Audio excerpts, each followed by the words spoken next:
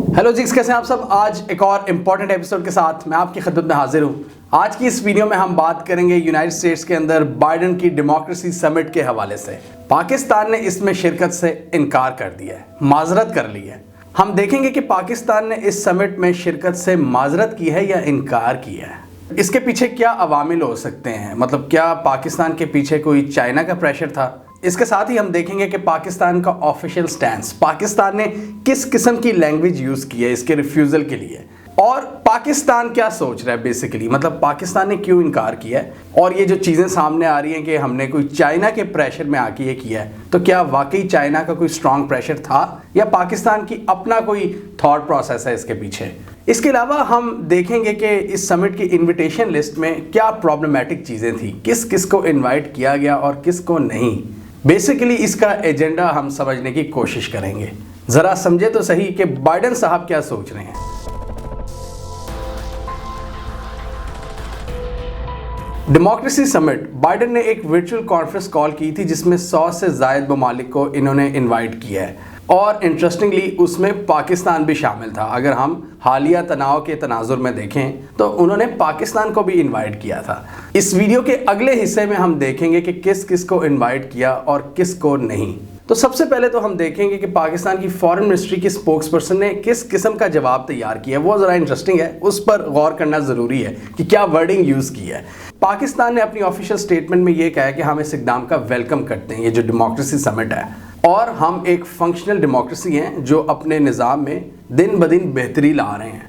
आगे पाकिस्तान ये कहता है कि अमेरिका के साथ जो हमारे ताल्लुकात हैं हम उनको बड़ा वैल्यू करते हैं और फ्यूचर में हम इन ताल्लुकात को मज़ीद बेहतर करना चाहते हैं, और अमेरिका के साथ रीजनल और इंटरनेशनल मामलात में कोऑपरेशन के साथ आगे बढ़ना चाहते हैं। आगे पाकिस्तान ये कहता है कि हम अमेरिका से डिफरेंट मामलात पर इंगेजमेंट करते रहते हैं, लेकिन इस सब्जेक्ट पर, इस स्पेसिफिक इशू पर हम फिर कभी बात करेंगे किसी मुनासिब मौके पर। Islamabad believed it could engage on the subject of democracy at an opportune time in the future for the advancement of our shared goals। मतलब पाकिस्तान का कहना है कि हम डाइवर्स मामलात पर अमेरिका के साथ जो डायलॉग है उसको जारी रखेंगे। यानी डिप्लोमेटिक लैंग्वेज के पॉइंट ऑफ व्यू से बड़े तमीज़ से पाकिस्तान ने माजरत कर ली है।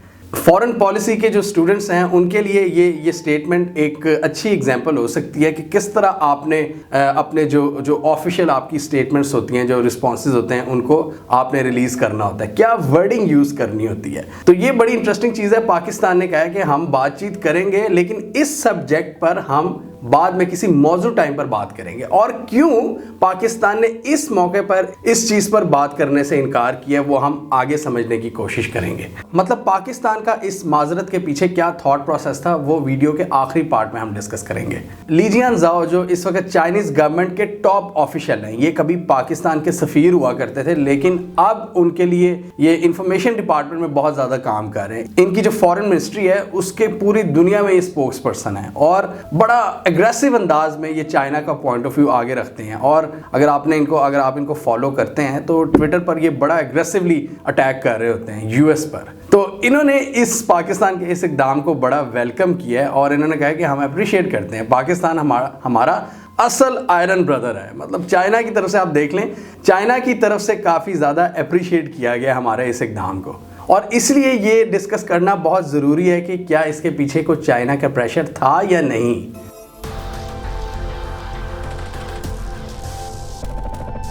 अब इस कॉन्फ्रेंस का जो बज़ाहिर मकसद है, जो इस हवाले से ये प्रोपेगेट कर रहे हैं कि ये क्यों रखी है हमने, ये कहते हैं कि जी ये हम पूरी दुनिया में करप्शन के ख़िलाफ़ लड़ना चाहते हैं, अथॉरिटेरियनिज़म के अगेंस्ट हम जाना चाहते हैं, एक ब्लॉक बनाना चाहते हैं।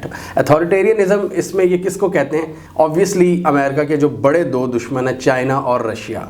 ये कहते हैं कि यहाँ पर कोई डेमोक्रेसी नहीं है, यहाँ पर एक किस्म की डिक्टेटरशिप कायम हुई है जिसके ख़िलाफ़ हम सबको मुत्तहिद होना है। ये अमेरिकन्स ये कहते हैं बेसिकली। और जबकि बाइडेन साहब आए हैं उनका तो एजेंडा ही यही है कि हमने अथॉरिटेरियनिज़म के ख़िलाफ़ लड़ना है। अथॉरिटेरियन गवर्नमेंट, मतलब ये जो चाइना और रशिया को कहते हैं, इस हवाले से ये सबसे बड़ा इल्ज़ाम ये लगाते हैं कि ये गवर्नमेंट सबसे पहले तो करप्ट गवर्नमेंट्स हैं, इनकी जो इकनॉमिक प्रैक्टिसेस हैं वो करप्ट हैं, ये फेयर प्ले नहीं करते। मतलब ये हमारी चीज़ें चोरी करके और इधर उधर से चाइना पर ये बड़ा इल्ज़ाम लगाते हैं कि हमारी टेक्नोलॉजी भी बहुत ज़्यादा इन्होंने चोरी की है, और इनके जो लेबर लॉज हैं वो इस तरह हैं कि बहुत ज़्यादा वहाँ पर ह्यूमन राइट्स की अब्यूज़ होती हैं। ہیومن رائٹس کے حوالے سے یہ بہت زیادہ بات کرتے ہیں کہ ان ملکوں میں ہیومن رائٹس بالکل بھی نہیں ہیں، اور ہم اس کو میک شیور کریں گے کہ پوری دنیا میں کس طرح ڈیموکریسی کا ایک خوبصورت سیٹ اپ لایا جائے جس میں سب کے پاس ہیومن رائٹس ہوں گے۔ بیسیکلی یہ کہتے ہیں کہ اتھارٹیرین گورنمنٹس اور آٹوکریسیز کے خلاف امریکہ جنگ لڑے گا بائیڈن کے انڈر، بائیڈن اس کا کپتان ہوگا، کیپٹن امریکہ۔ اب یہ بائیڈن کے اسی پلان کا حصہ ہے جو ہم نے آپ کو کئی ویڈیوز میں بتایا ہوا ہے۔ یہ ایون بائیڈن نے پریزیڈنٹ بننے سے پہلے ہی یہ پلان بتا دیا تھا ایک آرٹیکل کے تھرو، جس کو ہم نے اس ویڈیو میں ڈسکس کیا تھا۔ بائیڈن نے کہا تھا کہ ہم کس طرح ان گورنمنٹس کو کاؤنٹر کر سکتے ہیں جو ہمارے خلاف ہیں، بیسیکلی چائنا اور رشیا، کہ ہم ایک لائک مائنڈڈ کنٹریز کا ایک اتحاد بنائیں گے، ایک گروپ بنائیں گے ڈیموکریسیز پر مشتمل جو ہر ریجن میں ہمارے پارٹنرز ہیں، افریقہ مطلب ساؤتھ امریکہ، یورپ اور ایشیا میں جتنے بھی ہمارے دوست ہیں، ہم ان کے ساتھ مل کر آگے بڑھیں گے اور چائنا کو بیسیکلی کاؤنٹر کریں گے۔ اور چائنا کا ذکر انہوں نے کھل کر مطلب اس میں مینشن کر دیا تھا کہ ہمارا جو مین ٹارگٹ ہوگا وہ ہوگا چائنا۔ زیادہ جو وہ ورڈ یوز کرتے ہیں وہ ہے اتھارٹیرینزم، لیکن بعد میں وہ پھر چائنا کا بھی ذکر کرتے ہیں۔ چائنا کو ہی کاؤنٹر کرنے کے لیے انہوں نے ایک build back better world program بھی لانچ کیا G7 سمٹ کے دوران، جو ہم نے اس ویڈیو میں ڈسکس کیا تھا، جس میں $40 ٹریلین یہ رکھنا چاہتے ہیں کہ جو چائنا جس طرح BRI کو ایکسپینڈ کر رہا ہے نا، تو اس کا ایک توڑ نکالا جائے۔ مطلب بلڈ بیک بیٹر ورلڈ کے ذریعے ہم ایک فنڈ بنائیں گے اور جو کنٹریز چائنا کی طرف جا رہے ہیں ہم ان کو روکیں گے اور ہم اپنا فنڈ ان کو دیں گے جس میں وہ ترقیاتی کام کریں گے، جس میں ڈیموکریسی کو پروموٹ کریں گے، جس میں ہیومن رائٹس کو پروموٹ کریں گے۔ بیسیکلی اپنی جو فلسفی ہے، اپنا جو ایجنڈا ہے وہ پروموٹ کرنا چاہتے ہیں یہ، اور یہ سمٹ اسی سلسلے کا ایک حصہ ہے، build back better world program کا، جس کا سب سے بڑا مقصد کیا ہے کہ چائنا کے رائز کو کاؤنٹر کرنا ہے انہوں نے، اور یہ اوپنلی کہہ چکے ہیں۔ اور اس لیے یہ آپ نے اگر پچھلی 1-2 ویڈیوز ہماری دیکھی ہیں تو اس میں ہم نے یہی ڈسکس کیا کہ مڈل ایسٹ میں امریکہ نے فوکس کیوں کم کیا ہے، کیونکہ امریکہ اب ٹوٹل چائنا پر فوکس کرنا چاہتا ہے۔ کئی اقدام ان کے، مطلب یہ کلیئرلی ایک اعلان تھا چائنا کے خلاف، ایک نیو کولڈ وار کا آغاز، اور کئی ایکسپرٹ تو اس بات پر متفق ہیں کہ ہم ایک نئی کولڈ وار ایرا میں انٹر ہو چکے ہیں۔ آپ کو یاد ہے لاسٹ کولڈ وار جو ہوئی تھی وہ سوویت یونین کے ساتھ ہوئی تھی، اور اس میں بھی ان دونوں آئیڈیالوجیز کی جو جنگ تھی، اس میں پوری دنیا کا کتنا زیادہ نقصان ہوا تھا۔ دور جانے کی ضرورت نہیں ہے ہمیں، پاکستان کا اس میں کتنا زیادہ نقصان ہوا تھا جب ہم نے امریکنز کا ساتھ دینے کا فیصلہ کیا تھا اور سوویت یونین کو توڑ کر رکھ دیا تھا۔ تو اس موجودہ کولڈ وار میں بائیڈن چائنا کے خلاف 3 بڑے الزامات لگاتے ہیں کہ ایک تو کرپٹ اکنامک پریکٹسز، یعنی چائنا لیبر کا بہت ایبیوز کرتا ہے وہاں پر، جس کی وجہ سے وہ بہت زیادہ ترقی کر رہے ہیں۔ دوسرا وہ یہ کہتے ہیں کہ وہاں پر ہیومن رائٹس کے بہت ہی برے حالات ہیں، اتھارٹیرین گورنمنٹ ہے ایک جس میں لوگوں کو کوئی آزادی نہیں ہے، کوئی ڈیموکریسی نہیں ہے۔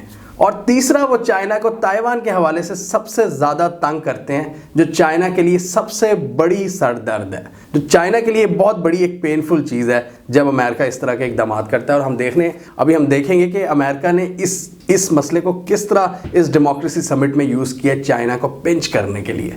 ان دونوں ممالک کے درمیان جو تعلقات ہیں، جو فاصلے ہیں، وہ بڑھتے چلے جا رہے ہیں۔ مطلب ابھی آپ نے تھوڑے دن پہلے خبر دیکھی ہوگی کہ بیجنگ ونٹر اولمپکس میں بھی امریکہ نے اس کا آفیشیل بائیکاٹ کرنے کا اعلان کیا۔ امریکہ اپنے ایتھلیٹس تو بھیجے گا لیکن اپنے آفیشیلز وہ بھیجنے کا کوئی ارادہ نہیں رکھتے۔ تو یہ چائنا کو آئسولیٹ کرنے کی ایک بہت بڑی کوشش ہوگی جس کو ہم فیوچر میں ہی دیکھیں گے کہ کتنی زیادہ سکسیسفل ہو سکتی ہے۔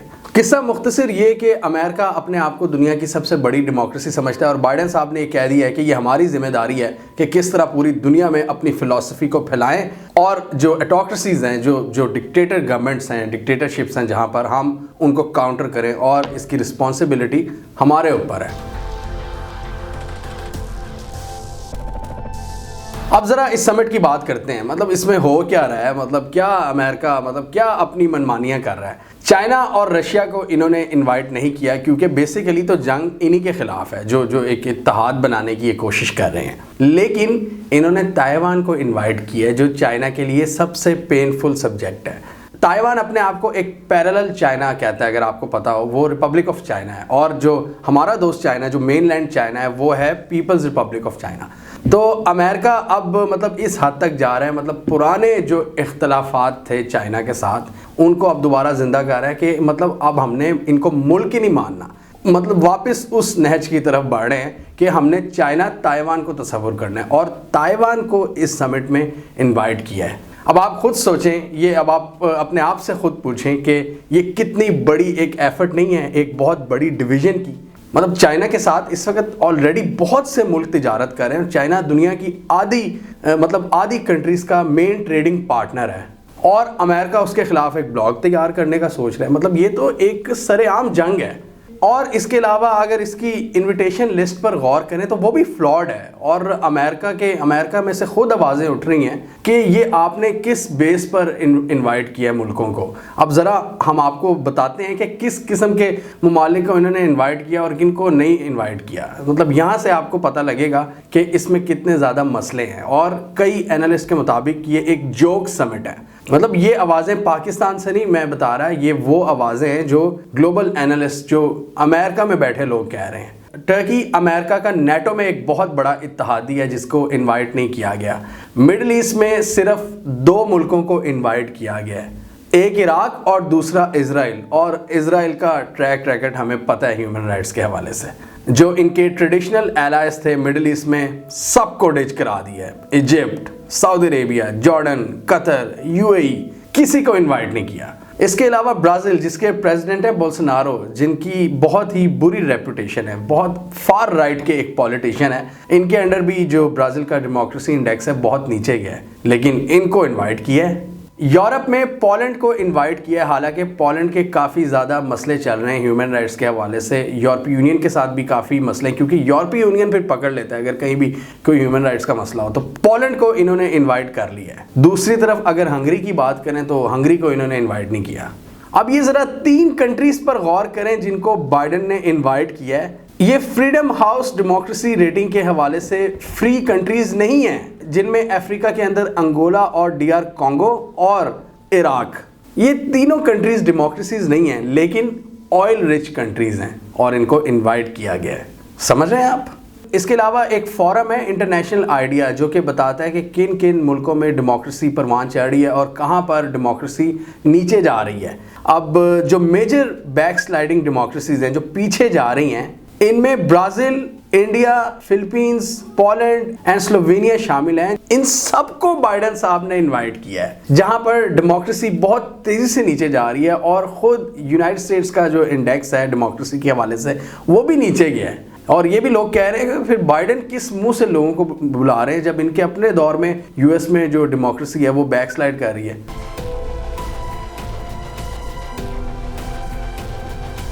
اب ہم بات کرتے ہیں پاکستان کے تھاٹ پروسیس کے حوالے سے کہ پاکستان نے اس کو کیوں جوائن نہیں کیا، کیا چائنا کا ہمیں پریشر تھا؟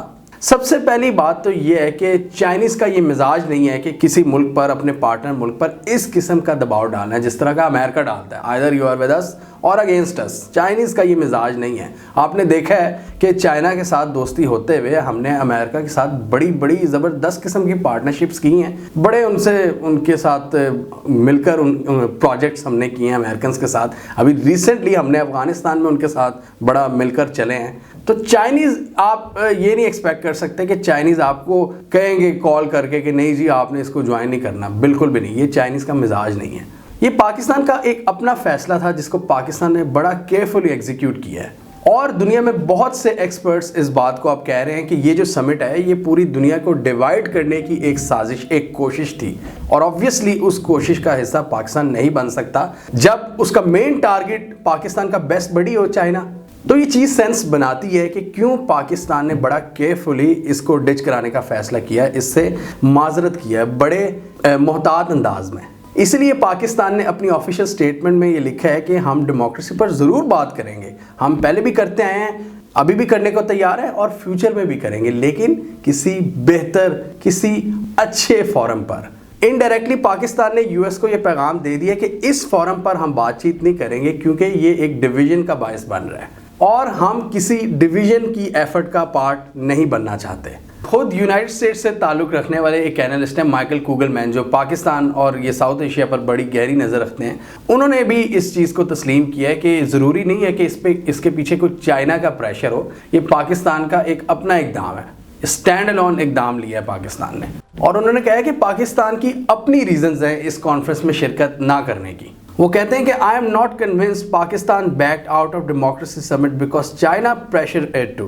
Why not accept Pakistan had its own reasons not to attend? Even some close US allies have expressed concerns about the summit. یہ ایک بہت بڑی کوشش کی گئی ہے US کی طرف سے ڈیوائڈ کرنے کی پوری دنیا کو، جس میں انہوں نے تائیوان کو تو بلا لیا لیکن چائنا کو نہیں بلایا، اور اپنے اقدام سے کلیئرلی یہ میسج دے رہے ہیں کہ یہ ایک اینٹی چائنا سمٹ ہے. یہ مطلب ہم اتھارٹیرین گورنمنٹس کے خلاف لڑیں گے، اور اتھارٹیرین گورنمنٹس یہ کن کو کہتے ہیں؟ یہی چائنا اور رشیا وغیرہ کو. اور خود سوچیں کہ پاکستان کے پالیسی میکرز اس کانفرنس کا حصہ کیوں بننا چاہیں گے جہاں پر ایک اتنی بڑی ڈویژن کی ایفرٹ ہو رہی ہے، جہاں پر تائیوان کو بلایا جا رہا ہے اور چائنا کو نہیں بلایا جا رہا ہے. تو چائنا کا فیکٹر نو ڈاؤٹ پاکستان کے ذہن میں موجود ہے، لیکن یہ ایک فیکٹر ہے. اصل بات تو یہ ہے کہ آج کل مطلب اگر ہم کھل کر بات کریں تو پاکستان اور US کے درمیان جو تعلقات ہیں وہ اب پہلے جیسے نہیں رہے. فیوچر کا میں کچھ نہیں کہہ سکتا، لیکن آج کل جو ٹینشنز ہیں، مطلب ٹینشن بھی نہیں میں کہوں گا، جو فاصلے ہیں وہ بہت زیادہ بڑھ چکے ہیں. ٹینشن والا دور بھی اب گزر گیا ہے.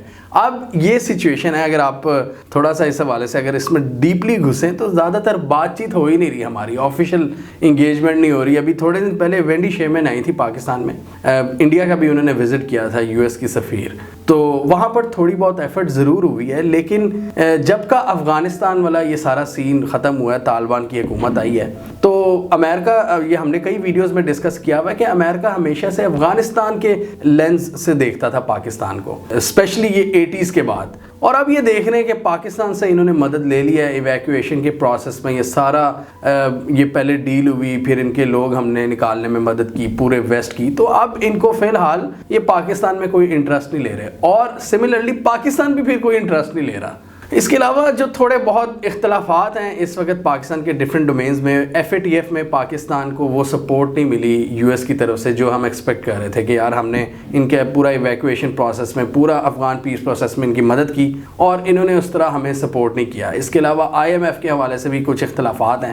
IMF پر بھی کافی زیادہ انفلوئنس ہے US کا، اس میں کوئی شک نہیں ہے. تو اس وقت ہم بڑے وثوق کے ساتھ کہہ سکتے ہیں کہ پاکستان US کو ڈچ کرانا افورڈ کر سکتا ہے، اس لیے ایک بہت بڑا ڈچ کروایا ہے ہم نے، اور اس کی پاکستان کے پاس ریزنز ہیں جو ہم نے پہلے ایکسپلین کی ہیں.